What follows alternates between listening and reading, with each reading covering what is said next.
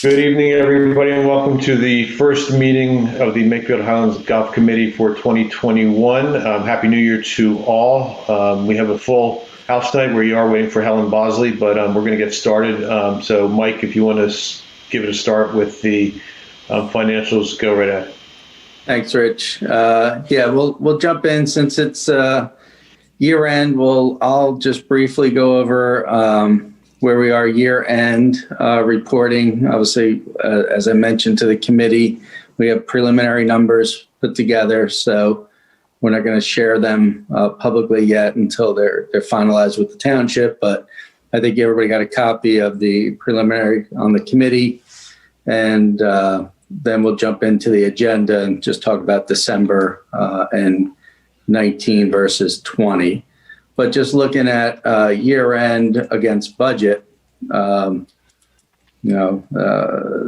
the obvious with COVID, we anticipated some losses in across the board. However, as the year shaped up and golf became what it was, we were happy to see golf really pick up. So year end cart revenue coming in at $485,500 versus a budget of $493,000, so just shy of budget. Green fees came in $1,318,000, budget of $1,004,000, so we almost picked up everything. And that number you'll see later is actually higher than what we did last year. Our budgeting was a little bit more. We anticipated to do a little more this year before COVID. Obviously, food and beverage was our challenge with the closures. A la carte, hung in fairly well with $435,000. Budget was $785,000. We were just starting to pace up into the $700,000s last year for the first time. With some of the changes we made with the a la carte restaurant and dining. Banquet, really took it on the chin. Obviously, we missed just in food, $126,000 of banquet food, $17,000 in banquet beverage. That was, obviously the challenge this year. So overall, golf shop came in, picked up towards the end of the year, got to 121 in the golf shop, about $33,000 off the budget of $150,000.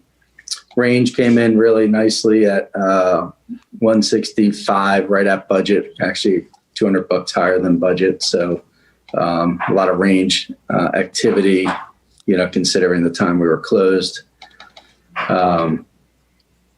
Obviously, cost of goods are down because food and beverage purchases were quite a bit lower. And then just briefly on expenses, we obviously made every effort to reduce expenses across the board. Grounds was under budget by about $45,000, and that's my dog lapping up some water. Food and beverage came in at $56,000, about $8,000 under budget.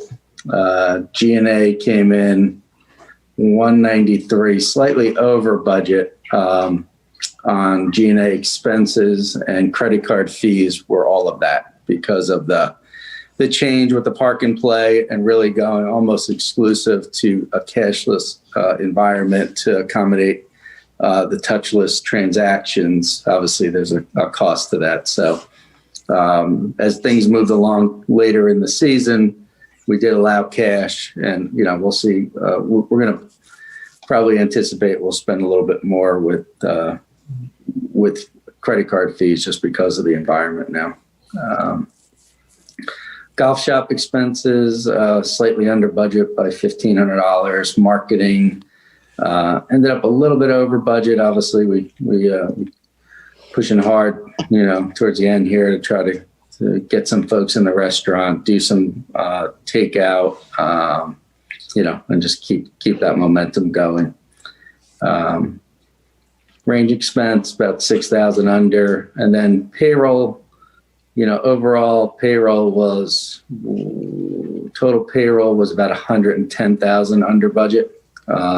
So obviously we've managed as best we could. Eddie and the team did a great job of, working around some short staffing, and some of it required and some of it, just dealing with some of our seniors, that in the beginning, not, trying to be careful with staffing. So it all played out to about a savings on the expense side. Total expenses were down about 160,000.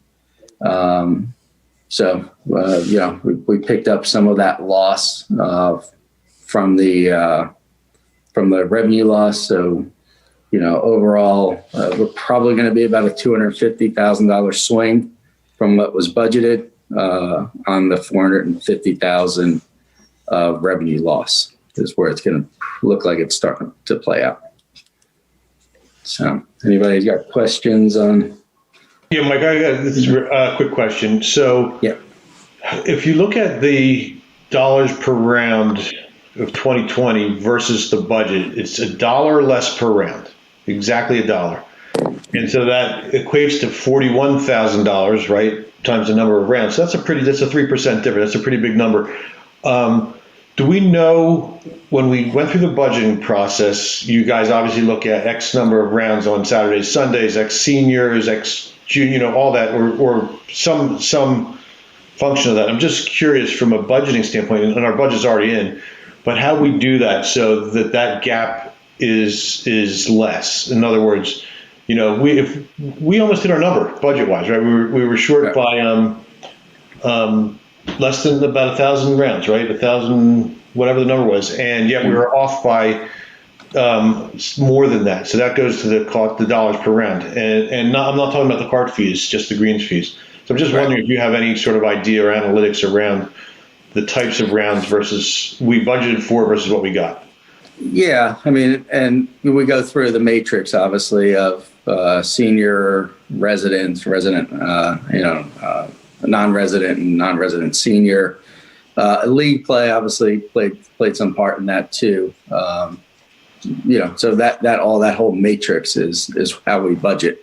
And then, we go through, as we've talked about in the past, looking at the averages over the past 8-9 years. And, we threw out 18, we threw out 20 and, work from that number. So, and Eddie, I don't have it in front of me, so I don't know the exact answer right now, Rich, in front of me, but we can certainly pull the matrix out again and kind of look through. I would, none of us can predict the future, but I would expect that we're going to be home through the end of the second quarter, work-wise, if you're used to going to an office, and therefore I would think the golf course will be full again. It might not be as, many people taking advantage of it next year as they did, but I would still think we're going to be pretty full. So I still go back to, is there an opportunity to, and again, you guys may have rolled this in already, increase the non-resident rates to make up that shortfall? I think maybe then what would be most interesting is the non-residents versus residents. Yes, yeah, and certainly does play into the matrix, having more resident play versus non-resident play. So we'll backtrack into that for you. I don't have it in front of me, but we'll go pull that up and go through that with you. But the idea of a rate increase, yes, something we talked about. I think at last meeting to think about for springtime as we get into our May rates and looking at some increases. For the next meeting, since we have to make the decision by then, it would be good if we could get from you guys whatever we use to budget, and then if we increase, if we in committee, if you guys have any thoughts about it, we can talk about it after they're through the agenda. Increases in certain categories by $1, just some round number. I still think we have some room. Yeah, and we talked about that, and Eddie, I know we put together some recommendations, and yeah, we can get them, out and regroup on that so we can come up with an exact number for springtime. I don't know, if we're right into the budget side of things, but one of the proposals that was put out was a 60% increase in food and beverage year over year. And I understand we lost a whole lot from last year. 60% is huge, especially since we don't know what this year is going to bring. Why do we need to get so big? Cut that in half. Because when you put a 60% increase out there, and if we fail short, there's a lot of residents in this township, and I've said this before, that look at our numbers, and when they see that you failed to make certain budget items, we're failing to do our job. Why do we have to jump 60%?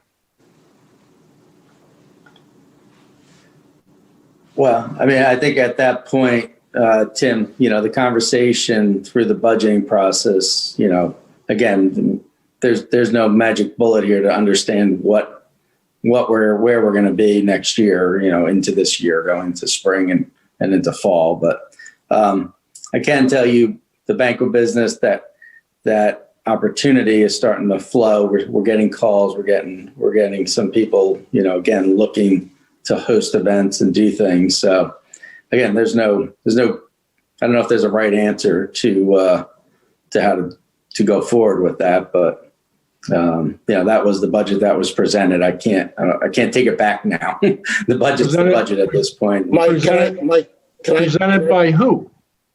Can I comment on that? Because I was involved with sitting down and just to give a little bit of background. The golf course, as it stands now, the rounds per golfer, I hate to use the word is maxed out, but we're pretty much maxed out on rounds. So that being said, there's only certain other sources of income that we have. One is food and bev. The other is the retail store. If we don't put, I'm sorry, well, I count that as golf. If we don't task those areas to generate revenue, we're never going to make money for the township or break even. Even if we fail to hit our I call NGR, non-golf revenue, we have to keep pushing it because the golf course is going to stay flat. It's never going to grow. We're never going to have money to put into major repairs or improvements. And we're always going to be a source of loss for the township. If we're able to get the restaurant, Colin did a lot of great work over the last 2 years of getting that going. We've always pushed for higher retail numbers. Once those numbers, and of course, we talked about banquets, Mike. Once those numbers get to an acceptable level, which they never have, then you'll see the ability for the golf course to be self-sustaining. Yeah, I'd like to speak on that too. I believe the number that we had budgeted the year, the 696,833 number was attainable. If it wasn't for the COVIDs, I think we'd have hit that number and we maybe even would have exceeded that number. With the COVID-19, obviously we did not. We didn't make it. And a lot of that loss was based on banquets. We made some of the revenue up because we did well on the course and we did have some things going on and there was some food service there. So I think the 696, is an increase there of 25,000. I think it's an attainable number. I don't think we would be that far off, especially last year we started to see an increase in the amount, and Mike touched on that today, that we had an increase in the amount of inquiries of people wanting to have events, especially weddings. The wedding event business is kind of lucrative. 2 or 3 of them would really push our numbers up. And I think if we got them, I think the number that's in the budget, it is quite high, but I think it's attainable, and I don't think we would be left all going well with COVID and that putting that behind us, I don't think it would be that much of an issue of people in the township looking at that saying we're not reaching the budget. And like everyone else has talked about, I think, food and beverage is going to be a revenue source for us. And yes, we're limited to the amount of rounds of golf, and we're kind of peaking at that. And this is another revenue source. So I'm thinking that the number we have down there is attainable. I'm sorry. and I guess, Tim, I have Tim, a the other- question for, hey, James, Yes, sir. I have a question for you. Sure. I haven't been to a number of township meetings in a while, but I've attended a number of them in the past. And I've heard both pro and con about our golf course. My concern is when we put a proposal out there, whatever number it is, and we fail to meet it, whether it's one tagline or another, what are the township residents thinking of our failure to meet certain budgetary numbers? Well, I mean, I think that's a valid concern. I think the fact that we're banking on food and beverage at the golf course is a kind of a dangerous thing, especially under the circumstances that we're in right now. So I understand that you can be optimistic of what food and beverage is going to do, but we also should be realistic. Has it ever been a moneymaker? Has it ever generated sustainable revenue pre-COVID? Or is it something that we're just struggling with year in and year out to see how we're going to make it ever work?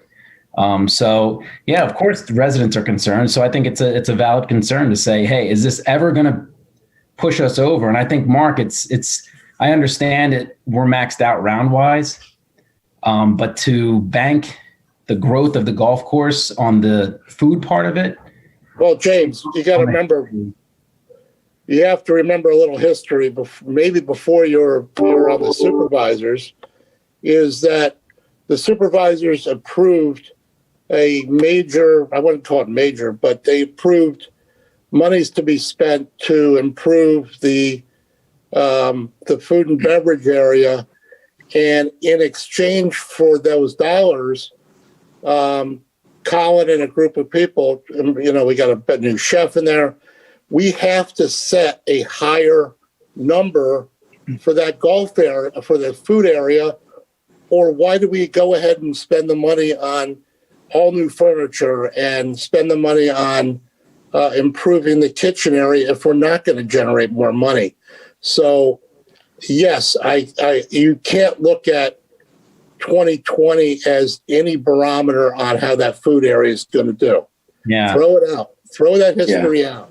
And you really should be able to throw out the history of 2021, because it's going to be 6 months before we even get close to any sort of real recovery on the food side. And 6 months of food sales are not going to hit your numbers. I will say that I think that, because I was on this board as the liaison last year, where we were sitting at the township building, and I feel like it's the same conversation we were having at the beginning of 2020 about 2019, and there was no pandemic. There was hopefulness that there was going to be weddings booked.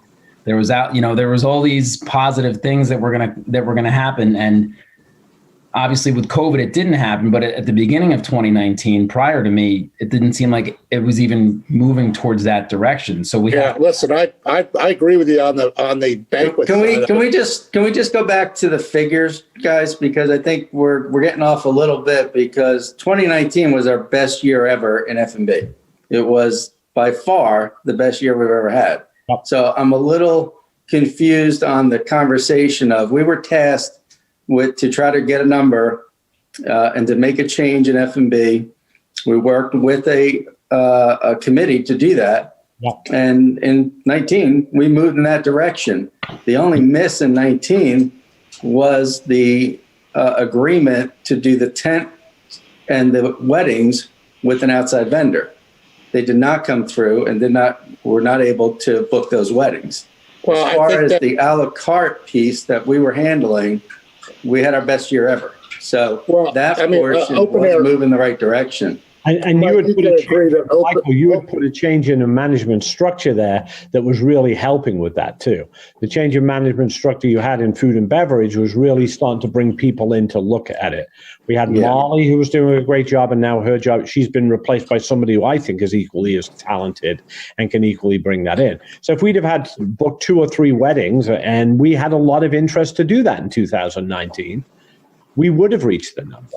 I mean, Yeah. And I think where we stand with the 10 agreement now, I mean, mid-year this year, our vendor and our caterer, we ended up having to take over the marketing and the management of that and the sales of that. And I think for the better, because we have an opportunity to actually sell events, and we did sell some events last year with that program. You know, so I do feel more confident that we're moving that in the right direction.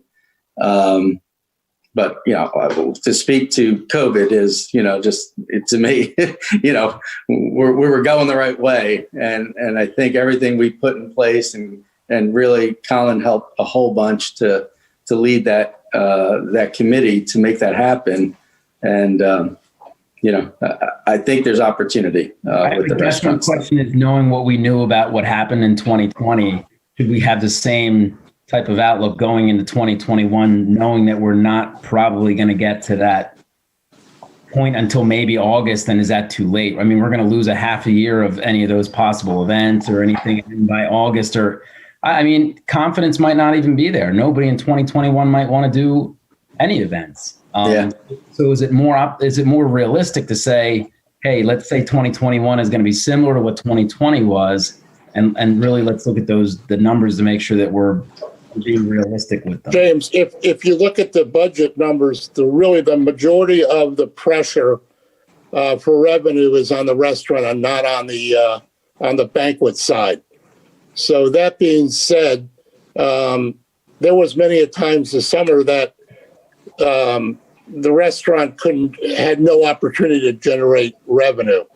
Now, the restaurant should be open at 50% or higher throughout the whole year. The revenue at the restaurant should be a lot higher. I think the biggest shortfall has been on the banquet side. And the banquet side has been a frustration for really the last 5 years. When we really have never realized any sort of, true revenue generation from the banquets. And Mike may disagree, but I just think it's been the weakest area. I don't know if, Mike, you want to comment on that.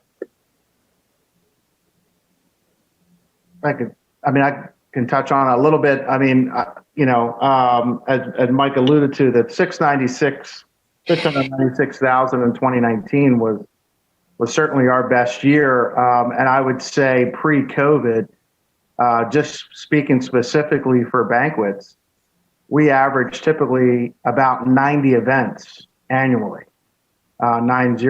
So that's all encapsulating with golf outings, Sweet 16s, weddings, birthday parties, you name it. So yes, I mean, I think that's where kind of Mike was kind of touching on, just where the direction of the conversation was going. If you look at what we did for F&B, and even in 2020, with all the restrictions we had, to finish at 392,000, I know we're well under budget, but the second half of the summer and into the fall was as busy outside in our tent that I've seen in a long time. And the inquiries that are coming through, having 4 or 5 weddings that we hosted from the middle of the summer through the fall, because we were able to offer a beautiful scenery, a tent, and offer the type of food that a lot of customers and clients would like. Certainly, as Mike said, working with an outside vendor, we've had our struggles a little bit, but when we're able to do everything in-house, when we have the right team in place, as Colin had mentioned, and others, and we work collectively as a unit, it's really pretty impressive. So I think, when you look at the 392,000 that we did for 2020, and to touch back on what you were mentioning, Tim, if you look at 60% of that, I think that's more of a realistic goal. And that's kind of what we were looking at our at our business plan for. It's not worth looking at the budget for 2020 at 722,000 and saying we're going to be able to go 6% ahead of that. I think that's an unrealistic goal. I think you look at what we did for 2020 and move that needle closer to maybe where we were at 2019 and see how it goes. But I can tell you, for the inquiries that are coming in, the events that were already booked for 2021, our first one's in early March. So we're working on trying to get heaters and different things to make that tent as comfortable for our clients when they do come. So if the weather continues to stay unseasonably, the way it is, we might be in that tent sooner than later. So, I'm very optimistic. Yeah. And I agree, Ed. And the situation with outside tent opportunity, I think, is still there. I think if the things we learned this year is outdoor dining is going to be the way to dine right now, and outdoor events are going to be the way to have events. So the fact that we have that and can market that, to me, is our biggest opportunity going into this year. And knowing golf can stay busy, I don't think golf's going to get shut down. And again, we don't have a crystal ball, but looking at the things that we saw that worked in 2020 around COVID, golf certainly proved to be a safe and good opportunity for people to be outdoors. And we saw that in the play. And we saw that in the dining on the outside piece. So, can we do that for a whole season? We hope so. And we hope that the banquets can be booked and be held under this 50% rule that we're under indoors. The outside becomes that much more attractive to host events. So again, I can't guarantee anything without the crystal ball, but I think that was some of the background behind it as we talked through it. And Tim, we had a budget committee. We put that out from the golf committee to be part of those conversations, and that's how we came to a budget. So it wasn't just just throwing stuff up against the wall here. We went through these numbers already. So Okay. Eddie, why don't you jump in and just go through the agenda, and then I'll jump back in on when we start talking about the Fairway IQ and some of those opportunities. Yeah, sure. As you mentioned, as you see with the agenda, I don't want to go through all the numbers because I know Mike had already mentioned a lot of the financials, but just want to touch on a couple of the key points, the highlights. Certainly rounds of golf. For the year 2019, we ended the year at 39,000 rounds and 953. And as we touched on, even through COVID being closed for over 75 days, we did 40,000 rounds, 967. So we were a little over 1,014 rounds ahead of what we did for the whole year last year. So really, as we touched on earlier, pretty awesome stuff to be able to kind of able to rally that way. When you look at just green fees and totals with green fees and carts for the year, in 2019 we did 1812, 890 versus 1805, 622. So all in, just over $7,200 in a difference versus 2019. Again, as we touched on some of the other numbers with range and merchandise and obviously the restaurant, that really kind of was the benchmarks that we put on the agenda for the first half of the top portion of the agenda. But I just wanted to really emphasize that obviously the rounds of golf and Rich had touched on the dollars per round, and we can certainly crunch those a little bit for you for the next meeting. But it was 75 and a half days, I think, is what it was at the end of the year as far as how many days we were closed. So you can break that into merchandise rounds. You can break that in. When I looked back at the month of April last year, we did, and on average, we do roughly $15,000 to $18,000 in merchandise sales just in the month of April. So when you take that into consideration, the last 2 weeks of March, there's probably another 20, all in about $20 or $22,000 that we lost just in merchandise sales for being closed that long. And obviously you can play out the, the range and other things with food and beverage. So, so that was kind of just a recap on the benchmarks for the financials. The one thing we did want to make sure, Mike and I made sure we mentioned is our capital projects, which was kind of a board of supervisors presentation. Mike had spoken with Kurt regarding a couple of the topics. One being the ongoing bunker renovations that we're, going to try to go through for 2021 and look to see, which ones we're going to focus on. Mark, myself, and Mike kind of went through and tried to write down the ones that really are on our list, and then based on how much we're going to spend, we'll see which ones we're going to highlight. We do need to, I know Mike, we mentioned about 2 green mowers. If you want to touch on that. Yeah, let me catch everybody up real quick. I did have a conversation with Kurt the other day to make a presentation to the Board of Supervisors just to kind of review some of the capital. Obviously, we're in the budget right now. There's $60,000 in capital that we put in there, and we were looking at 2 pieces, really, some savings going into 21 with staffing, some of the changes we made on the staffing that we mentioned at the last meeting with food and beverage reduction in management is about a $40,000 reduction going to 21. That's not currently budgeted. That we had someone budgeted that we're making adjustments to reduce labor. We reduced some labor, obviously, this winter going forward with sous chefs and other staff. So we're going to have a pretty significant savings on payroll. And then we have another opportunity on some other payroll with some technology that I mentioned at the last meeting. And Fairway IQ Pace of Play program, there's a $7,500 upfront cost for the year. But we could see, a significant decrease in the need for some of the rangering that we would be spending normally, and then having the ability to manage Pace of Play much more significantly with the inside staff. So talking through that with Kurt, and then looking again at new opportunities to grow revenue. We talked a little bit about Top Tracer, which, as I mentioned, is a program that is like Topgolf through the same company. It is a platform they've put together for grass ranges for on-course type facilities like ours, where we can get that same technology and then upcharge for it and create some atmosphere, both in a gaming atmosphere, a fun atmosphere for use of the system, and also for practice and stats and things that players, like to look at while they're hitting golf shots. So, not a lot of upfront cost in that.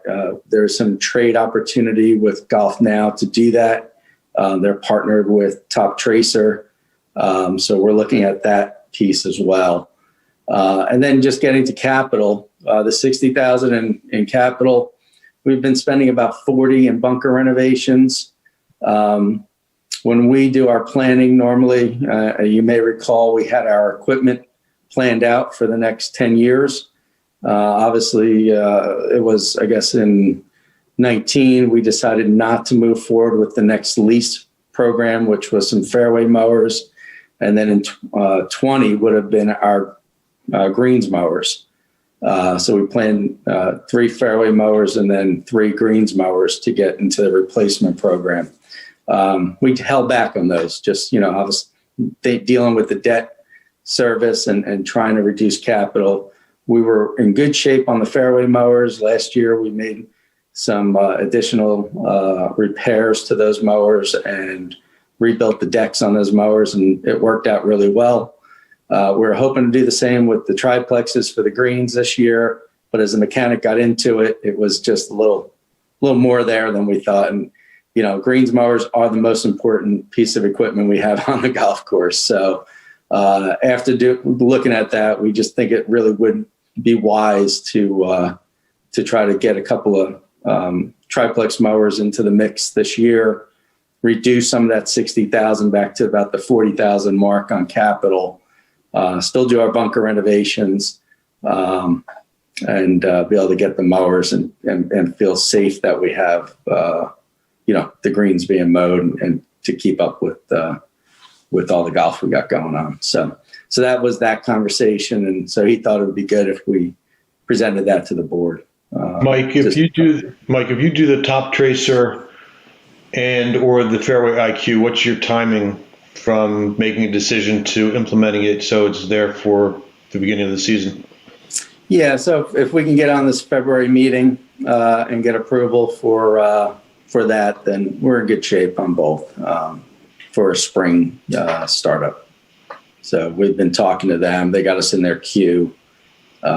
So, they know our schedule as well, that we have to, meet on this. We can't just make decisions without putting it in front of the board. So does that answer your question? Yep. Okay. All right. So that was those updates.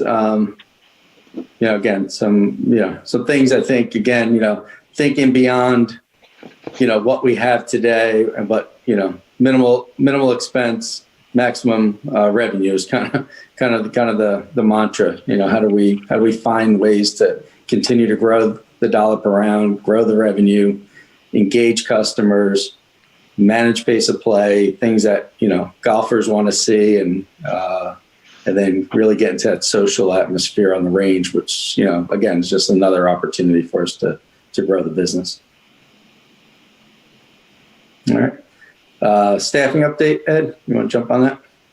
I will, yeah. Just kind of piggybacking a little bit off the range.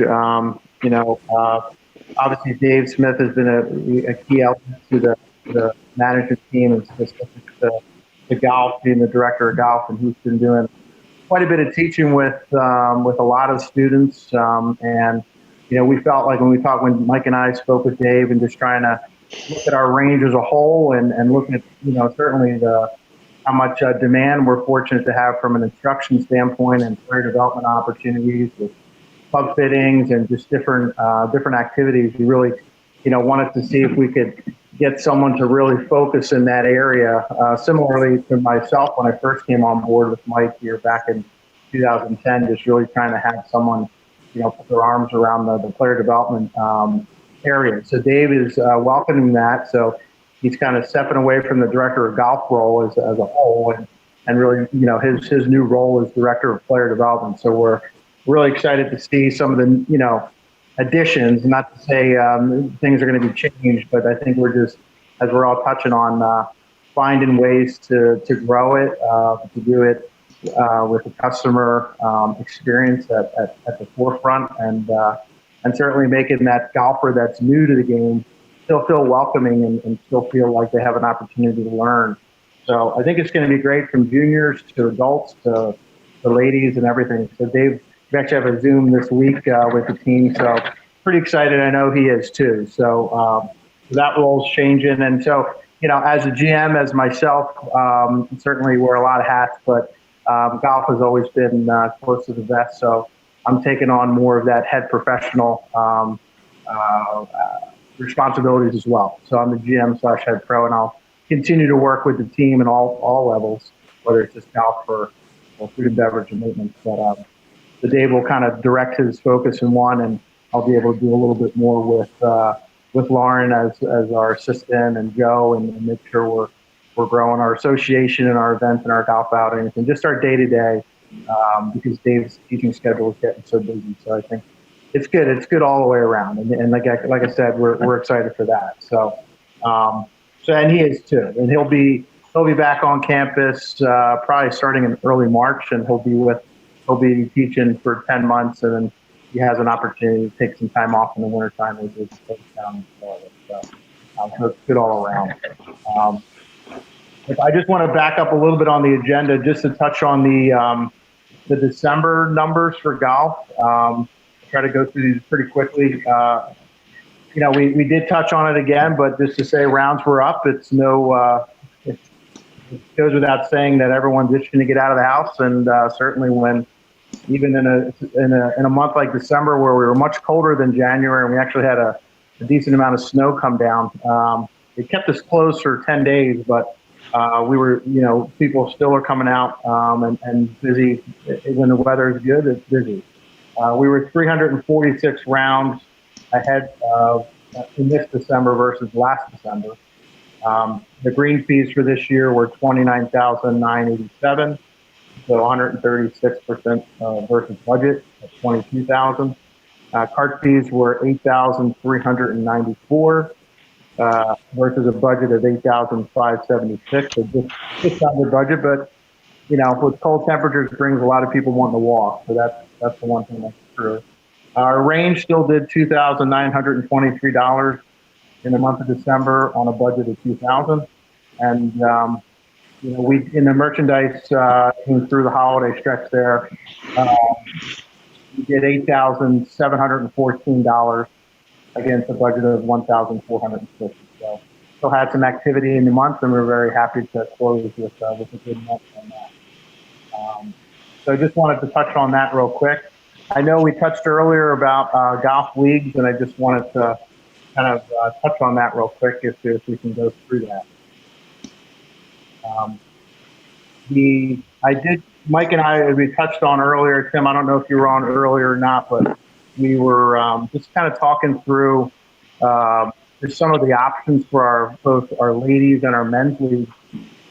And so what I did was with Mike and I know Tim and a few others, we've had talked about it a little bit, but kind of went back and I crunched some numbers, kind of looked at 2019, which was obviously a year that was a normal golf season, all things considered pre-COVID, and then looked at versus 2020 with really the league not in play and having our golf course, high demand and tee time pretty much throughout the day. So my first inclination was I certainly figured there's a way that we can try to still have our golf leagues and still be able to do it the way we typically have done it. But I wanted to make sure it was smart for the business and we were making sure we can maximize revenue. So all the while making sure the customer is getting the best experience and the staff doesn't feel like we're, running around with like a chicken with their head cut off. But the solution that I kind of came with, and Mike and I certainly have talked through this, but in our winter time right now on the weekends, we do double tee starts. So we start, and those of you that play in the winter kind of know, but we start players off the first and the 10th tee for the first hour and 50 minutes of the day. And then we close the tee and everybody crosses over. One of the reasons why we do that in the winter time on the weekend is to maximize the number of players we can get at the highest possible dollar rate. Because as obviously at this time of the year, we lose daylight pretty quick. So once we get to 12 o'clock, the rates drop and we're in twilight. So in the winter at 1:30 in the afternoon, the tees open again, both on the first and the 10th tee, and anything we get in the afternoon on the winter time is bonus. So when you look at the numbers, we could, in an hour and 50 minutes, we could get 11 foursomes on the front nine and 11 foursomes on the back nine. So with simple math, we could have 88 players at a maximum dollar amount for one wave of tee time. And when we're looking at our leagues, I said to Mike, I started thinking about this. I'm like, and Mike and I and Dave and others that talked about it just candidly, just thinking, how can we make this work? What if on league days we did double tee starts and we did two start waves twice a day? Meaning, so for the first hour and 50 minutes of the morning, we would start players off of both first and 10th tee.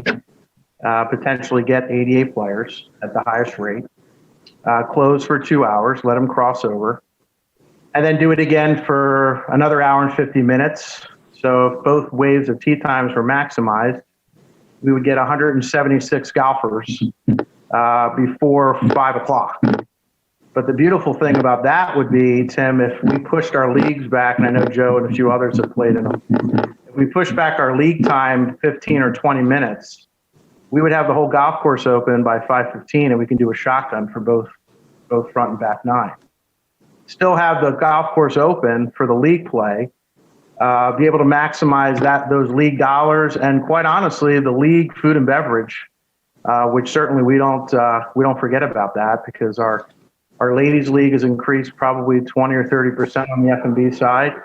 Certainly, Tim, goes without saying, on Tuesday it's always the packed house, but obviously right now it'll be outdoors, but we have the tent to be able to accommodate that.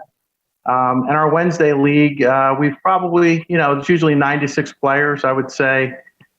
Dave was running it in the past, but I would say probably about 30 to 40% of our league players on Wednesdays would stay post game and enjoy the food and bev offerings that we have. But when you look at the numbers, which is what I did,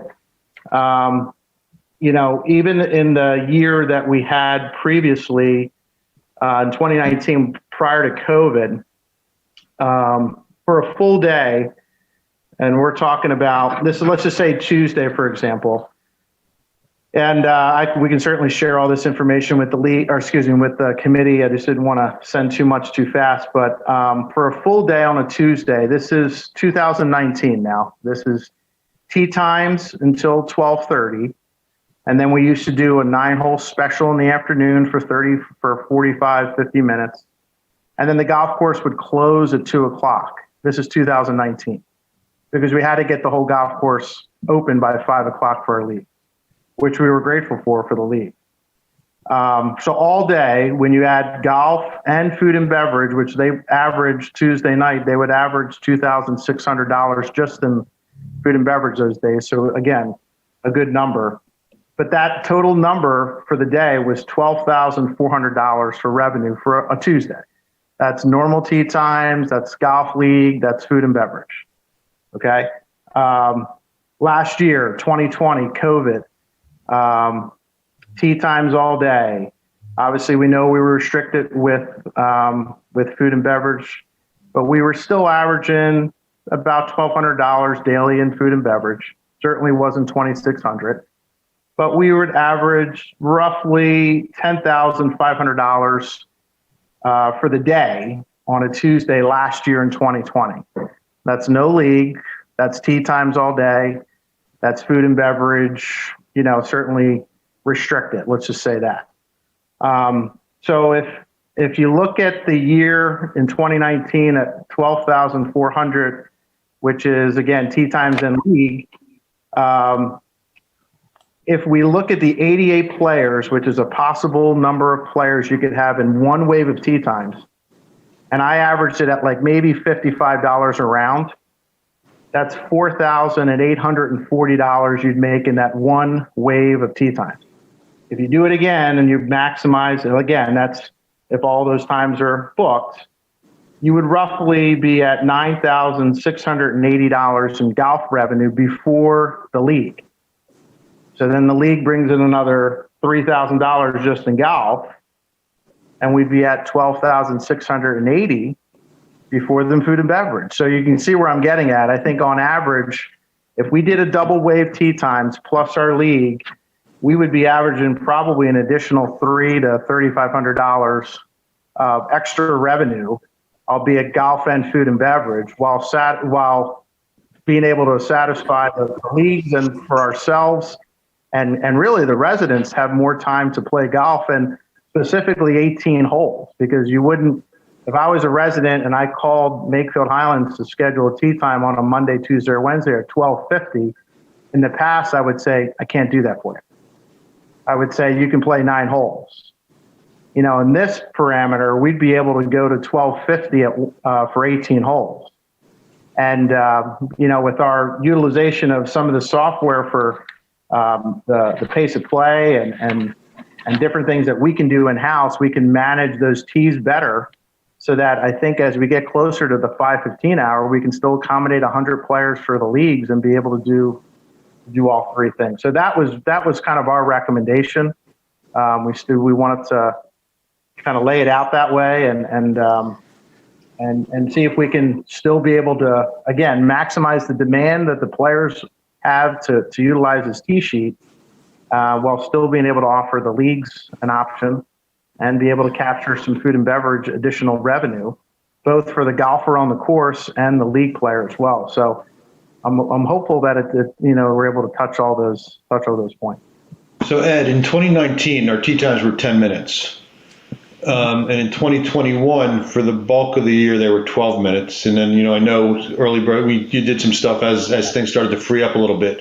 Yeah. What is this model based on? Is it based on 10 minute or 12 minutes? These are 10s, Rich. Yeah, these are all 10 minutes because right now, when we do our tee times in the winter on the double tee starts, they're all 10-minute tee time. So right now, if you played on any of the warmer days here, we go from 9 o'clock to 10:50. I would be doing the same. We would be doing the same kind of 10-minute intervals for those 11 foursomes on each side. Yeah, and I'll just add in, Rich, right now we don't know if there's going to be a leveling off period. If people are going to be back to work and there'll be less time to, play those extra rounds of golf that we're seeing this year, in last year in the 20. But the beauty of this is we can capture it for as long as it's there, and if it's not, and we're getting a little soft on that back second tee time, we can go back to straight tee times again. So it's not like it's locked in and we're forced to double start. It gives us that chance to double start, take advantage of the prime time at the highest rate, maximize the number of people we could put out. The phone's ringing off the hook, so we know people are still there. And then it's just, if it does level off and we start seeing the second 9 not filling up, we can go back to straight tee times, and we're not going to be in a bad situation there. So look, speaking for myself, I think leagues are important for both the golf course and particularly for the food and beverage on the after the league play. Yeah. My concern would be our ability in this model. If your last tee time in the afternoon is 12:50. And you're at a 4.5 hour round, which it says 4:26 on the card, you're going to run into trouble. So, so that's the only concern that I would have. It's going to be tight to get carts back in and get, I like the idea, but maybe your morning one, you do the hour and 50, maybe the afternoon, you do an hour and 20, you do something to make sure you've got what you need back for the league. Yeah. You're going to do it. Yeah. No, this is just me. I run a lot of my thing. Golf courses and other, we've done a lot of double tee starts in our day. So, it really becomes just, you kind of sort it out as it goes. As it goes. As long as there's flexibility. Yeah. Look, I think, again, and I know Tim and Joe playing the leagues are important. That's good money when you don't have COVID, so. Right. And we don't want to lose that. Yeah, and speaking to the F&B piece, this year not having leagues, we took golf revenue over F&B revenue because we saw that opportunity with 18-hole rounds. So that did impact what happened in 20 as well for food and beverage because from the numbers you could see going from $2,600 to $1,200 a day in food and beverage a la carte on some of those league days is a big hit. So, it'll help F&B as well. I can only speak for one team in the league. Actually, I can speak for 3. We certainly appreciate everything you guys are trying to do to get us back together again because everybody's gone through COVID. It's been ugly, but that's been the one big thing that we were able to get together and do. So if we can pull this off, it'd be fantastic. Yeah. Yeah, we think we can. So we're excited about being able to make that happen. So Good. The numbers make sense. And I will do everything I can to kick everybody's carts on the tees at 5:15 instead of being in the parking lot. Well, to touch on that and to answer Rich's, questions or just thoughts, and like Mike and I are touching and everybody here, certainly we looked at all the pros and the cons, and we can kind of touch on this again in a different time when we send everything. And one of the biggest ones was not only the carts and the timing as far as the pace of play goes, but also maintenance. What can we get done? How fast can we get things cut? Talking with Mark in the morning, What's realistic, what's not. There's some things we'd have to look at. In the middle of the summer, we would typically start tee times at 6 a.m. My suggestion, and we're walking through this, is to start our first tee time at 6:30. So it's 30 minutes later, but when you're picking up 176 golfers before the league, that 176 number of rounds was higher than what we would have done on a normal day starting at 6 o'clock. If there's 30 extra minutes for our team to get out there, because you got to remember now you got both sides of the course that have to be prepped at the same time. So that's one. We talked through that, and Mark, I don't know if Mark's on the call tonight, but he and I talked last week when Mike and I were crunching some of this, and carts certainly were a concern. Knock on wood.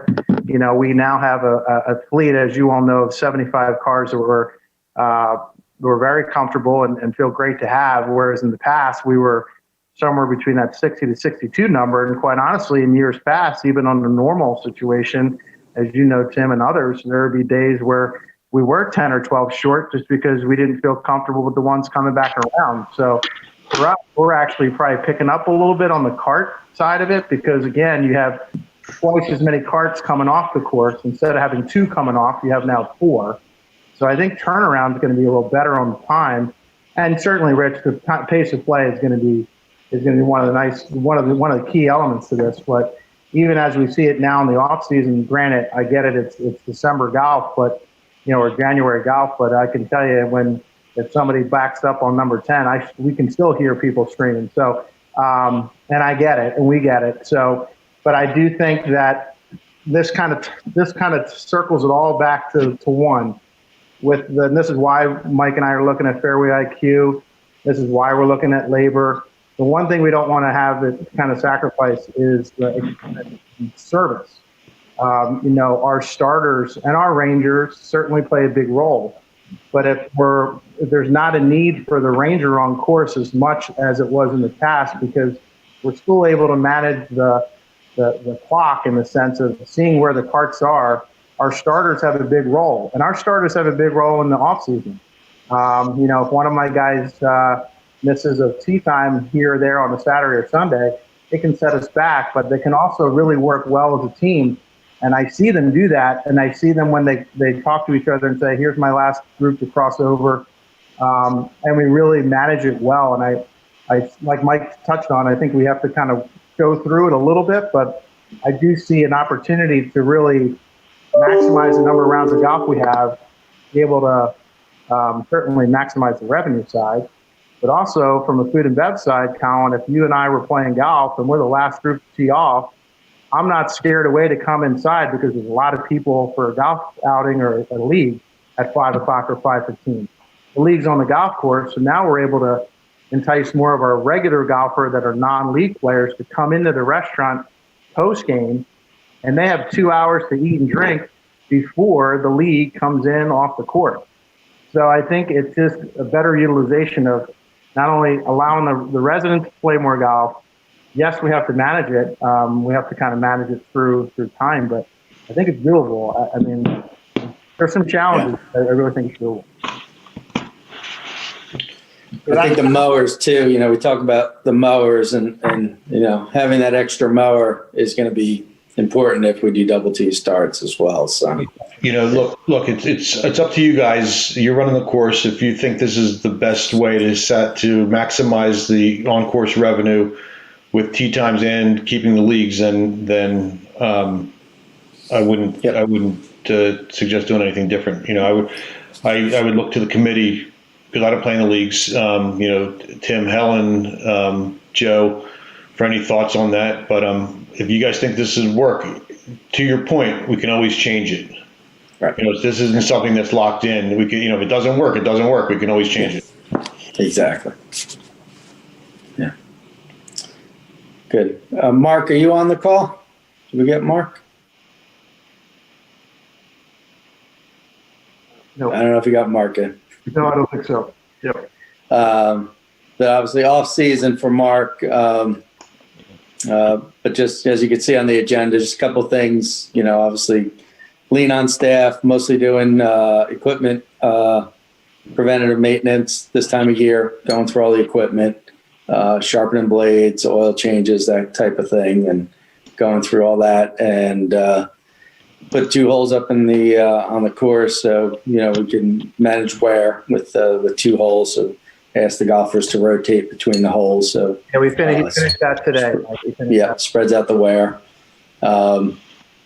Mark obviously wanted to mention the mowers again, so important for him, and doing a little bit of project work out there as well, just in between when we can dig and do work, but a lot of those seating areas, and then some of those pavers around tees and greens, just to improve some of the wear areas. He's still, as weather permits, he's trying to knock that out, so it's looking good out there. So food and beverage, back off that 50%, after being closed again during the holidays. January, I could tell you just looking at the numbers we got today, Ed, I think we already beat our January budget for food and beverage and golf just in those less than 2 weeks we had. So numbers are looking great for January, and getting some takeout now. People are starting to pick up on the takeout, so that's good. We're starting to see some orders coming through, and it's working. Very, very lean on the staff, as we mentioned. Travis is looking at some new opportunities for 21. We have some other things going on that we may move him into, but we're going to go into 21 with that reduction in staff. We're really excited with Amy. She's got a background in both management and banquet sales, so she's been our banquet sales manager now, and just transitioning nicely into the new position. So it's really just her and our chef working the F&B for the most part, and just a couple of part-time bartenders as needed. So we'll keep moving forward there. And then just on capital, I think, I mentioned earlier as I was talking through, as we look to make a presentation to the board, definitely want to do our bunker project. But like I said, we've been spending more in the 35 to 40,000 range a year.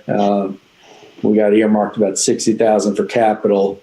So we'll try to make some of those changes. And I think all for an improvement to maintain the golf course, and also have an opportunity to grow the business with Top Tracer and Fairway IQ, and do some other programs, and take advantage of some of the savings we're doing right now in the off season, having Dave off and Travis out, and our sous chef reductions, and those savings are going to be significant in the 50,000 range. So we'll have more than enough money as far as budgeting wise to make these things happen. So anything else, Ed? No, that was it, Mike. Thank you. Yeah. Okay, that's what we got. Any other questions, everybody?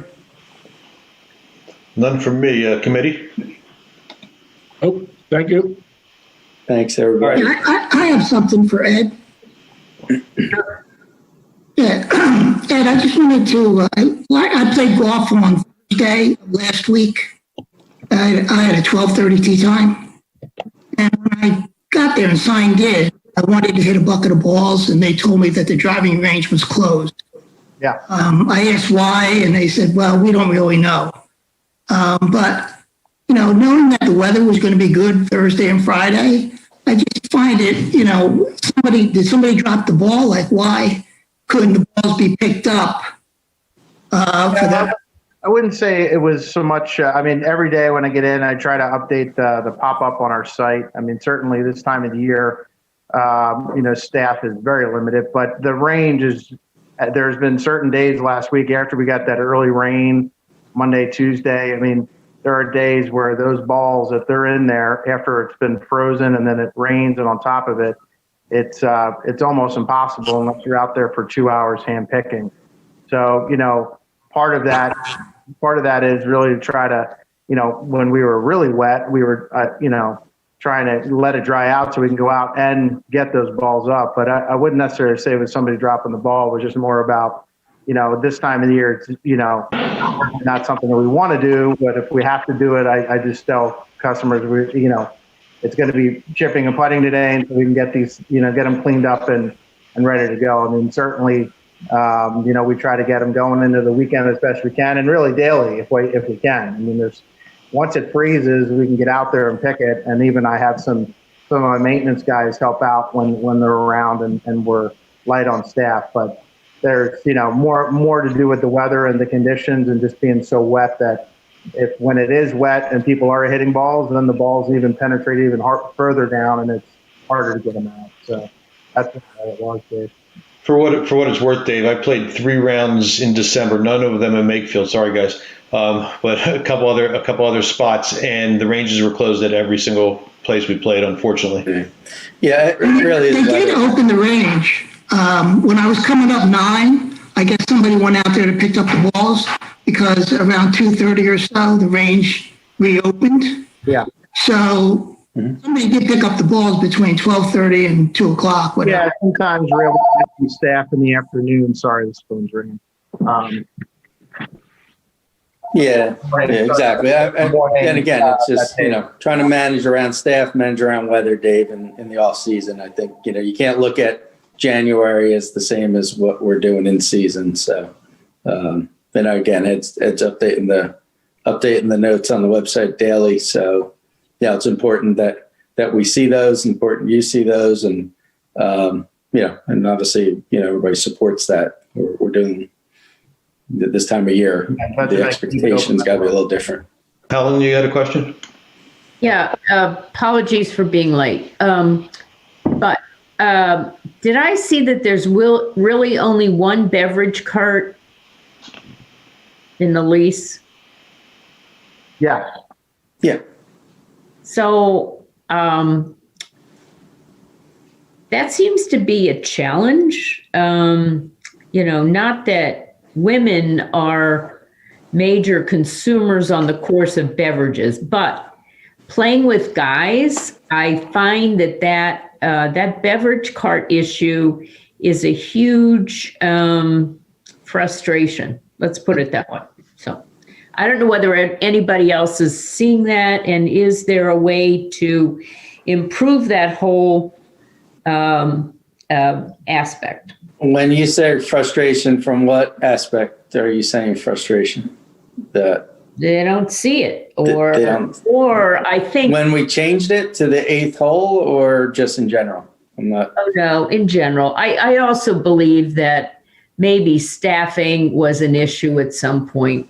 And just there's got to be some kind of strategy in terms of where you go with a beverage cart if the tee sheet's full, in terms of to maximize your revenue from that. There is a strategy. Yeah, there is a strategy. And, obviously we try to keep the beverage cart away from the starting holes and away from the turn holes and the finish holes, to try to keep them in the middle of the golf course, because if they're going to come in a hole or two, we don't want them on 17 and 18, because we hope to get them into the restaurant.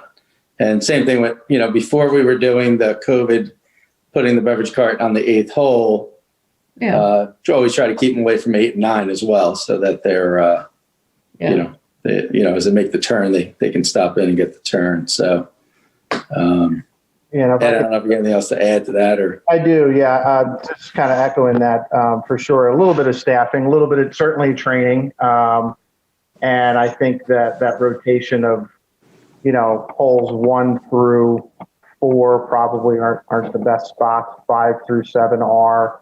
8 and 9 we try to steer away. 8, 9, 10 go through 11 to 15 and kind of stay away from 16 to 18. So some of that certainly falls back on us with training our Bev staff there. So I think some of that's going to get a little bit even better. But just to touch on this as well, we have a second beverage cart that we purchased coming out of the previous lease, not this lease, but the one prior. It's a smaller cart. It's in the maintenance area. We utilize that for larger outings. Sometimes we used to use it on our league nights when we knew we'd have, shotguns going off of both sides. We have one cart just stay on the front nine and one cart stay on the back nine. So, we have an option to pull the second cart. It's just with the new lease, we have a newer cart. It's a more, newer, it's bigger, it can, hold more. But the secondary cart that we have certainly can get the job done. And we do use that.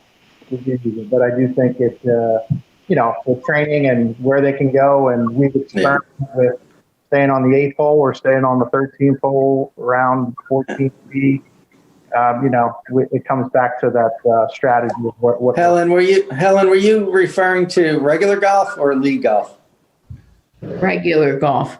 Okay. Regular golf. Yeah. All right. Yeah. Yeah. And again, Helen, I think it is. We've put out 2 carts at times for regular golf, and the revenue. It never really supported the second cart on regular golf that much. League play on the 9s when you're running around, and it might be worth because you got people on front and back. So right, and only out there 2 hours. I think there was also a training issue last year, and that may just be to staffing and other issues. Fair. Yeah, that's fair. Sure. So. Thank you. Okay. Thank you. Thank you. I think we're pretty much ready to recap.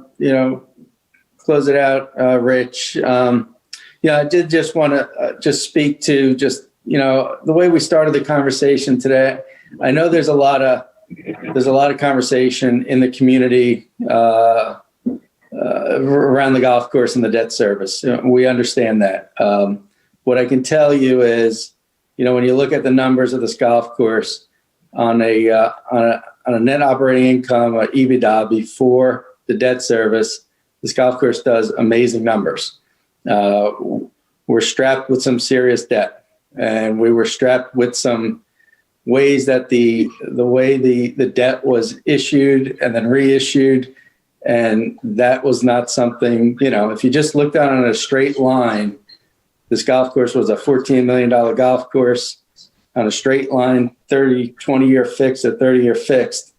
This thing would cover debt service every time. But that's not how it was done. And we have challenges now with that. And, again, I think the good news is always this golf course provides, an amazing opportunity for this community, open space, recreation, wildlife, the residents have opportunity to play at a discount, and the recreation we provide for kids and women, seniors, juniors, military, special needs. There's so many great opportunities and things we do, and the employment opportunity and the charitable opportunity that's always here for our community. And I think we forget that a lot. And, as a golf committee, I hope you support that. I hope you will all, when having conversations with other residents, remind them of those things. This is a open space piece of land that it didn't get paid out of open space money. It's being paid for the debt service. Any other piece of land in this town that's open space that was purchased out of the open space money. And those parks and those other things have ongoing costs all the time. And if this was an open space park, you would still have expenses related to it. And there's always a loss on those expenses, and they're managed through our taxes. Golf is not. And, we're in this place now after the lawsuit and on the land piece and some other things that we all know that are there. But at the end of the day, when this debt's paid, we know this golf course kicks back to the town to the tune of $750,000 on average. So, I know it's a long way out possibly, and depends on, on how it's positioned and moving forward. But, we can't change that today. We can only continue to try to find ways to grow the business and look at opportunities and provide just what I think is really important to the community in all those areas, whether it's charitable organizations, employment, resident opportunities, recreation, the reasons why a community enjoys such a great piece of open space land. And so I know we get wrapped up in this, and I just want to kind of remind everybody these are things that we sometimes forget. And I just want to make sure everybody thinks of this. So I'll get off my get Helen. So I just want to second and third that. As a long-term financial professional, I have watched this process over many years. And, Mike's right in terms of an asset. And there is no better, given the asset and given the liabilities, the way that this is managed is significant in terms of the cash flow. And people that I play golf with sort of say, well, what is it? Does it make money? Da, da, da. And it's not easy for folks who don't live in this world of finance and debt and asset side and cash flow to really understand all of that. So you said it really well, Mike. You guys are doing a fabulous job. It is an asset. This is an issue that comes up silly season every 2 years. And, I hope we can just support people in terms of the asset that it is. And, Pat's done a wonderful job in terms of the Audubon aspects. What we've really done has been incredible. So to the extent that we can all support that, I really think we should be out there doing it. Thanks, Helen. Agreed. One of the things, and I know Mike and I had a discussion early last year, there was a lot of noise on Facebook in the Lower Mayfield's a Great Place to Live group, including from some ex-supervisors. And they were just patently wrong on some of the things that they were saying. And myself included, I didn't, because I've gotten called out on Facebook before, so I've just kind of made a choice not to respond to people. But, as far as they, whether it's any of us or collectively, as a committee to say, that's just incorrect and make sure we have facts to back up what we're saying. But in this case, the individual was wrong. That's kind of our job too, on the committee as we say what we think. I think this is a pretty vocal committee. I think it's an engaged committee. We don't always, sorry, James, get what we ask the township for, sometimes, but, and that's a different discussion. But, we're stewards of the golf course. And to Mike's point, it is on us if we see something like that. If somebody sees something on Facebook that you just know is wrong, feel free to respond, but get ready for a potential backlash from, Collins on Facebook, so he knows, people can be pretty strong-willed in that forum versus face-to-face. And, I would just say, as a group, if we see something in the coming year that is just not correct, everybody's entitled to their opinion, right? So sometimes it's just an opinion, and be careful there. But if there's somebody saying something that's just not right, like golf, I think this one was around the rounds of golf were off and nobody's playing golf and all this, and it was just completely incorrect. And we didn't take it up. And again, I could have too. And like I just said at the beginning, I've gotten called out on some things where I was right, and it's just like, all right, I'm not going to engage with somebody who's going to do what they're doing. So, yeah. Appreciate that, Rich. And I don't know if Facebook's the place to have those conversations personally. No, it's not. We live in a community. It's a small community, and we know a lot of each other. And to have a conversation with somebody, I think it's wonderful to be able to engage in a conversation. And I'm always open to talking to anyone about the numbers and going through them. So, I always welcome that, and not just the numbers. And I think that's the part I was trying to make my point about. It's not all about the number. There is some great value to this property beyond the numbers. So thanks. So my question to James is, because I'm not sure all 8 or 9 of us tune into the supervisor meeting.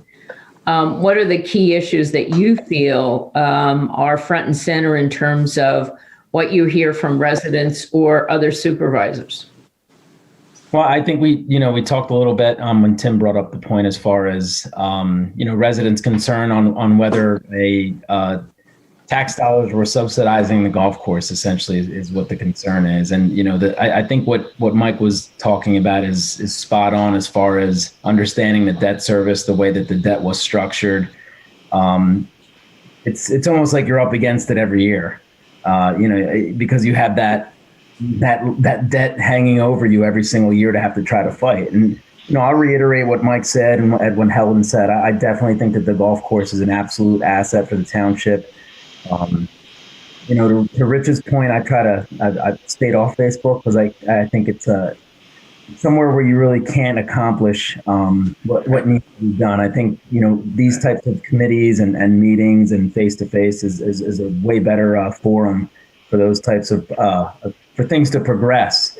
But yeah, is there room for improvement? Absolutely. And I think we can all agree that there's definitely room for improvement. I'd love to see the growth of the food and beverage part of it, but it's something that collectively we have to figure out as a group. And I think we have a pretty solid team to be able to move it in the right direction.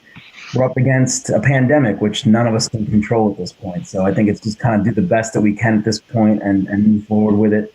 Hopefully 2021, we can really dig deep and make the food and beverage part of it as profitable as the golf. I don't think any of us can say that the golf isn't successful. You guys run an amazing golf course. There's no doubt. And I'm super proud to be a part of it and have it as part of the township for sure. But it's the food and beverage part we need to grow on and fix. But hopefully there's things coming down the road that will take the debt service off of Mike's plate and, we can be profitable and the rest of the residents can realize what a great asset it is through not only the revenue that it brings in, but all of the other intangibles as well. Yeah. And I think, obviously with the debt service, without it, it's going to hand back whatever that number that the Board of Supervisors chooses. But we know there's $750,000 generally that's available at the end of the year. And obviously we have capital and we have other things that'll need to be considered. But you think about $750,000 a year going back in, it'll catch up on all the years that, now that we have the extra debt service that we're paying. So I know it hurts every year. I know it's hard. But we just got to keep remembering that it's continuing to generate that revenue that's going to pay back that debt service and beyond. So. No, thanks, Mike, and thank you for bringing it up. And thank you, James, for your comments as well. Committee, if we don't have anything else for Spirit, we need to stay on the line for a couple of housekeeping items. Hey, Rich. Rich. Go ahead. Go ahead, Pat.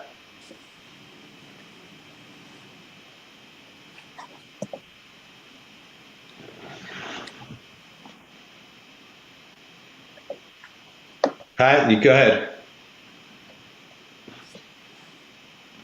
Pat's frozen. Yeah, all right. Can you hear me now? Yep. All right, so just a couple of quick questions. Now that the numbers are in for 2020, and this is probably for James or Mike, is there anything in the stimulus that could help offset the cost? Is the township able to apply for anything now that we know that there was a loss of revenue? That's a great question. I know. I brought it up earlier in the year when the PPP and the loans were coming available and the economic relief loans. I can go back and look again at it because it's a township-owned golf course. There was some, it wasn't a straight answer. So I can check with Kurt again and we can look into it and get an answer to that if there's any opportunity. Yeah, and I'll do a follow-up with Kurt as well for you. Sure. And the next thing, and I was going to bring this up as from the discussion from the beginning. For those of you of us that have been here from the beginning, we all understand that the food and beverage has been the biggest challenge for Makefield Highlands. if you remember back in the very beginning, food and beverage was not a big piece of the bill to pay for the debt service. It was a little bit, but it wasn't as big as it should have been realized. Now, that it has been realized, it's definitely a big piece. Going through the years, the food and beverage has, it stumbled out of the blocks, but I have to say that, I do think that the group that's handling things now, Colin and so forth, you guys have done a really good job. And I think your fruits of your labor are going to, come down the road a piece. Of course, COVID has really thrown a curveball, at the golf course and at the world. We've sustained a lot of crazy things over the 16 years this golf course is open. We've been through, a recession, and we've been through this COVID and weather issues. And one thing that's been steady is that when the golf course is open, people have come to play. And I think going forward with the outside dining portion becoming hopefully more and more popular, we'll be able to pick up more of that revenue. I said this before at one of our previous meetings. I can't understand why people would want to go sit in some parking lot, and not to disparage any of these other restaurants. I know they got to work. When you can come and look at a beautiful view and enjoy some music or whatever. And I think that might be, one thing that we should continue to pursue is getting the word out that it's such a gorgeous view. You're going to get the great drinks, great food, great atmosphere. And you're not sitting in a parking lot listening to traffic go by. You're looking at beautiful nature. So I do want to echo Mike and Helen, that the golf course is definitely an asset, and I'm not just saying that because I live in the backyard, but it means a lot to me. But Helen, thanks for the shout out about the Audubon stuff. So anyway, that's all I got. Thanks, Pat. Okay, anybody else? All right, so committee, if you can stay on, Ed and Mike, thank you. Thanks, guys. Thanks, guys. See you. Take care. Thanks again, guys. Thank you. Bye.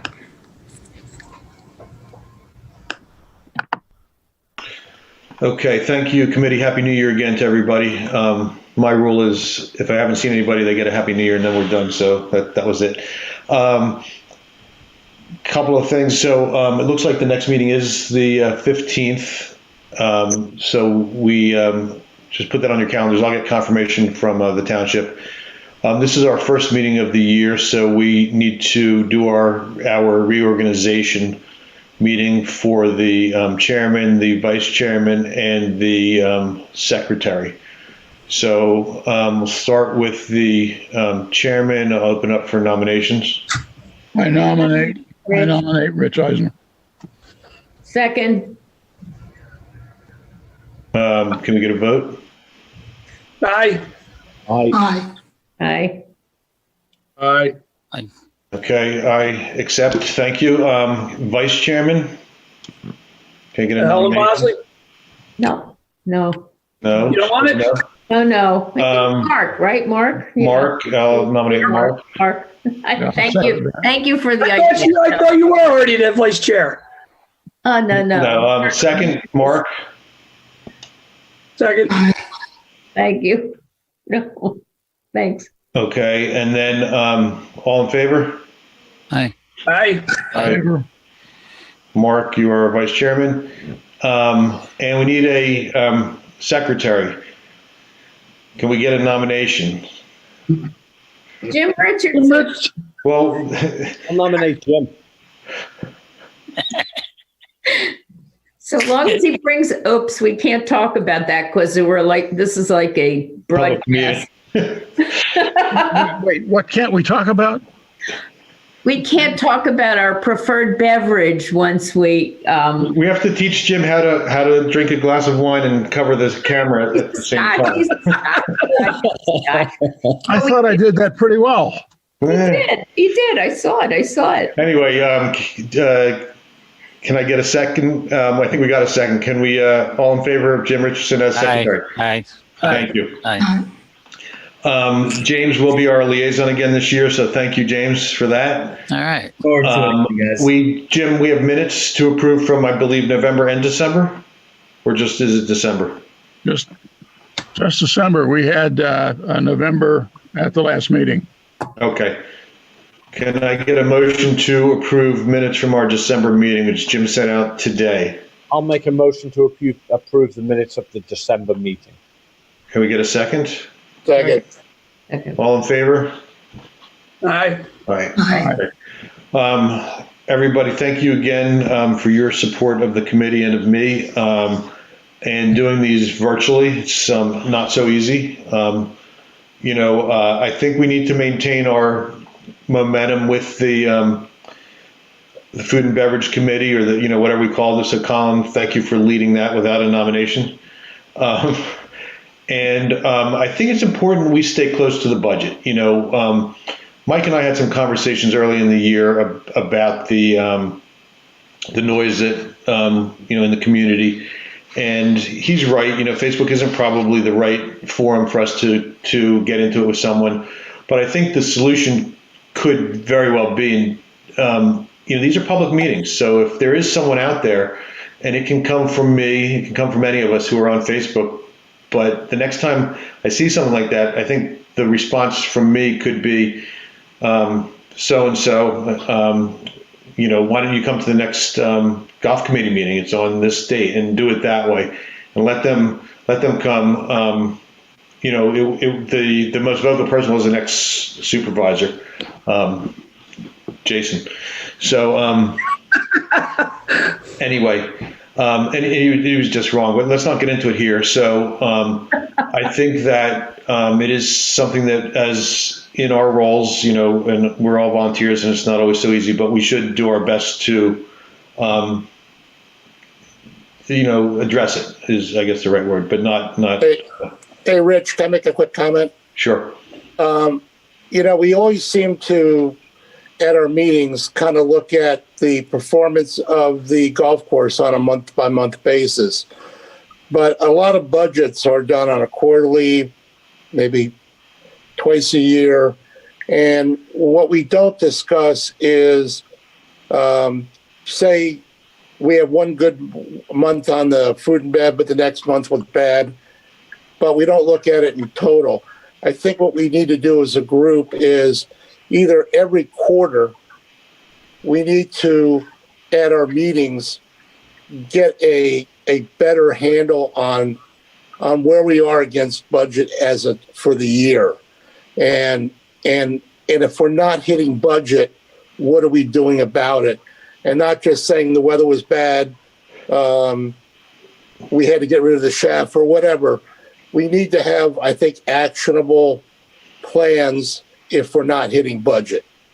And anybody that runs a business would operate the same way, where we can't in December or January say, all right, we didn't hit our food numbers for the year.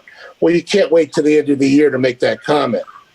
You need to start taking more concrete action earlier, so at least you have a fighting chance to hit your numbers.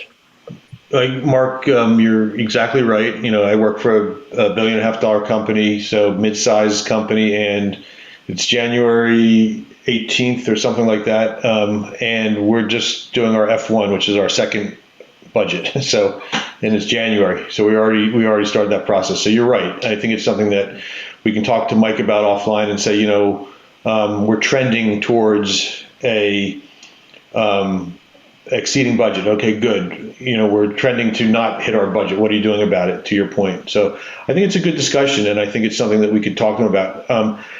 I think they could, and this is easy for me to say because I'm good at doing this. I think they could freshen up or change how they present this stuff. Tim sent me a separate note. We get the stuff, a few days before the meeting. We don't have time to digest it. We move the meetings back to the third Monday of the month. But I think a budget presentation is more than just reading off of a spreadsheet and giving us, the performance. It is addressing some of the gaps, like you said, Mark, and figuring out, okay, here's what we're going to do. We're behind. We're going to and have some concrete things. And as a committee, we can, we suggest a lot of things as a committee, and some of them are heard, some of them aren't. Whether it's heard by spirit or heard by, there's other things we've talked about with the town. Some have happened, some haven't. For whatever good reasons or bad reasons. And I think that we can do more of that. As an advisory committee, and make sure we are heard both with spirit and other places. I don't think Mike would be. It wouldn't matter, frankly, but I don't think he would be opposed to that either. If we said, we put something on the table that says at the end of the March meeting, we want to see how we're doing year to date versus prior year versus budget, and then if we're off on the budget, what are your plans to improve it? I think that's fair. I think we can address that at the next meeting. Say, we'd like to see that at the end of each quarter. Yeah, because he really just looking at, if we sat in actually it'd be the April meeting to discuss the first quarter, but sitting at an April meeting and saying, "Oh, we had a good March. Our rounds are up, 10%." Well, that's fine, but how is January, February, and March? How are you trending for the year? 1 month is just a snapshot for a month, but at the end of the year, you want to hit that budget, and one good month does not make you a hero. It just is 1/12 of your whole performance. I think we need to, if we're not hitting a number, and I don't care if it's retail that's bad, or if it's banquet numbers are down, or food numbers are down, we need as a group to address it, instead of just hearing Mike say, "Oh, well, we'll do this and that." But that's to me is not a concrete plan to correct issues.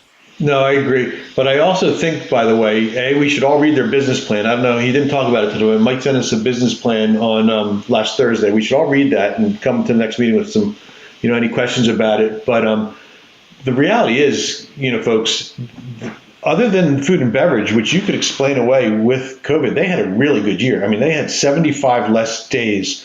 And for a period of time, they had 16% fewer tea times because of the spread from 10 minutes to 12 minutes. And they exceeded the number of rounds. That's pretty incredible. Why they were $1 off a round, that I don't know. But from a golf standpoint, they really did a good job. There's other things that we could talk, and that's just players on the course. There's plenty of other things that I know people who are out on the golf course, Tim, Dave, Joe, myself, and Helen, could make a lot of comments about, conditions and, the bunkers and the pace of play and the getting in the pro shot. There's a lot of things we can make noise about and probably should. We have to make sure that when we're communicating with them, that we give them direction and actionable things that they can do versus just complaining, because right away it's going to be us against them and they're going to be defensive. If we can be constructive and say, it's not even just how we say it, but it's what we're asking them for. I think we're going to have a better outcome. And again, I like these guys. I think they're better than our previous. They've been there long enough now too. But that's a different discussion too. James, when is their contract up? I'm not 100% sure, but I think it's another 2. Okay, so we should be thinking about that too. It's way early in that, but that's something we should be thinking about too. I'll follow up on that too, just so. Yeah, I want to talk about food and beverage again, because it seems to be quite a topic of conversation tonight. I believe that we had a lot of new products that we had lined up that we had worked on last year that this year really would have come in and been a good revenue source. The party on the patio thing was starting to take off. People were really starting to come out to that part with the music. I think we improved with getting the new chef on the quality of the food. And I think people were getting more comfortable to come in and eat after golf. I think we were improving on that. Molly that they hired to do banquets was really starting to get some traction in that. She was starting to get a lot of things in, a lot of people in. And I think 2020 would have been really a banner year for that for us.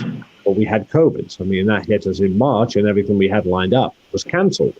I think if we didn't have COVID, I think we'd be having a completely different conversation right now. And I fully understand that, we're going to lose part of this year too, but we also have a couple of assets that no one else has. I think as people transition back to going out, I think there's going to be a lot of people looking for more of a safer place to go out to dinner and go out and eat. And I think we have an asset in that. The amount of open space we have that we can serve food in is much more than anywhere else in the area. There's a couple of places that have that. And I think that's something we can harness and really take advantage of. And the steering committee has been talking about that, and that's something we really want to do. So, and then once that's established, the following year, I think we'll feed on that and grow that. And I see it, starting to happen. But the first couple of years was really reorganized, and we had a lot, as we know, we had that strange 10 contract thing going on, and we had sold off the banquet business, and that never came out, and we never really got any business from that. Well, it took a while to get rid of what we had going on with that and bring it back in-house. And I think now we have an opportunity to help it grow. And I think we have a couple of things already in place. As I said, the improvements in the restaurant, people wanting to eat there. I think we have a good beverage program, things that took place, the improvements of the building. I think we have a lot going. So I'm hoping, this year's going to be difficult getting people comfortable to go out and eat. But as I said, our outside facility is going to help that. And I hope to see us improve on 2020. I don't think that would be too difficult as long as COVID is lifted and we can get more people in the building. No, that's a great point, because the outdoor venues are limited. Like you said, the parking lots, that's not going to go away. I think that it's nice to eat outside when it's not on pavement, it's not raining, and that's a good venue. Yes, it is. So it's all good. So look, we're pushing 9:15 now. I think we need to finish up for the night. Anything else? This is a good discussion, and I'm glad that we were able to do it. Fingers crossed that we're back to normal in a few months, although whatever that is. Any other last items? Just one thought, and to hitchhike on what Colin just said. I think we make a mistake comparing ourselves to a budget, which was arbitrary quite often in the first place. Instead, as Colin said, we really should be comparing ourselves, and COVID gets in the way here. We should be comparing ourselves year to year. How are we doing versus last year and the year before and the year before that? Jim, the budget is not arbitrary. It's based on history. It's also arbitrary, as Tim brought up. How do we bump something 60 grand? There is a question here of optics, and there's a question of how our performance is perceived. And if we have a number in there that is unattainable, we still look like shit, even though. Well, what number is unattainable? Tell me what number in that budget is unattainable. Let me do some research, and I will. So keep in mind, Jim, that if we budget, when we do the budget, we have to budget to cover our costs. Okay. And so one of the largest costs is, and that's what Mike's referring to, is the debt. Okay. So I'm not disagreeing with you or Tim. I completely understand the optics. Under promise and over deliver is a good idea. But if we don't, we have to put the money somewhere, the revenue somewhere, to cover our expenses, or we have a different issue. And we absolutely can't budget to not cover expenses. So if the thought process is, if the thought process would have been pre-COVID, right, because nobody could have predicted that, to budget on the food and beverage a significantly lower number. And we didn't, but remember, before COVID, we budgeted close to last year. I think, Tim, you said about 60 higher. I don't remember what it was. I don't think that was out of line. I really don't. I think without COVID, we probably hit that number. So if we have to look at each category and then subcategory and say, you know what, this is where we're making our mistakes. But I don't really feel like it was in the food and beverage this past year. It was a big number, and I've been vocal about that too. But I think it wasn't an unattainable number. I just, again, in my opinion, I think the world got in the way. I really think that budget was done before COVID. Yeah, that's what I'm saying. It was based on a very successful, as Colin said, 2019 number. And you can't have a restaurant that you're trying to build on that did well in 2019 and say, well, in 2020, we're going to do less business. That would make everybody look bad that we're trying to build this food service numbers and say, no, we're going to have an off year. We planned the number up slightly. We didn't hit it because of COVID, but it has nothing to do with a random number. It was based on 2019 sales, and we didn't hit it. And why didn't we hit it? Well, there's a lot of reasons, but most of it was the virus. And we can't go back to look at 2020 as any kind of history because, you're not going to, it has to recover at some point. And to Mark, to your earlier point, one of the things that we would have done, a company would have done, would have been when COVID hit, they would have rebudgeted. Okay. Oh yeah. I mean, Okay. certainly. Absolutely. But the other thing is if you look at the golf course, okay, so talk about companies that when they update their budget and they realize that they're not going to hit their revenue numbers, they take other actions. They furlough people, they lay off people, we don't have that luxury to, so these guys did do some things in other categories. The one thing that didn't change at all was the largest number on the budget, which is the debt, and so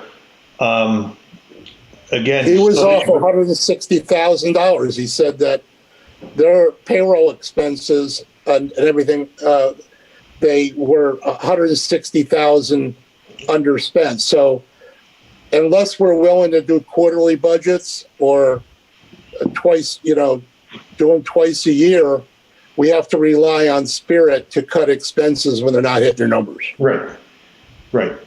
Or a combination of everything we've just talked about. Rebudgeting, cutting costs, some plans to find revenue in other places. But I think it's all. Again, I think this is a good discussion. It's something that we should talk about with Mike. I think that we put together. I know you, Mark, participated. Thanks for that. And Helen, you have the background, as do some of us. Just from a business standpoint, it may be we have the steering committee for food and beverage. Maybe we need a subcommittee for finance to sit down with them in a more detailed way, make our meetings more efficient, so, we get a better dashboard or snapshot than just the spreadsheet that we're getting. And then, I think there may be some things we can look at as a committee to change how we're having these discussions with them on a monthly basis. Anyway, guys, it's now 9:20, so. I don't know whether you saw the note Mike Atara sent that Frank Draper's wife died. I just saw it. Yeah. Helen is not so subtle. Yeah. Frank's wife had been, off and on healthy for quite a while, and Mike just sent out. She passed away today. Helen. Yeah, I think that's what it said. Yeah, that's what it said. He was chair of this committee, so a great guy. So nice. Yeah, Frank was She involved. was a lovely lady. Great lady. Thank you for sharing that, Helen. So on that note, everybody, we will, anything that comes up during the course of the month, just, reach out in the emails. If you need to talk, I'm always available. And let's call it a wrap. Can I get a motion to adjourn? Make a motion to adjourn. Second? Second. All in favor?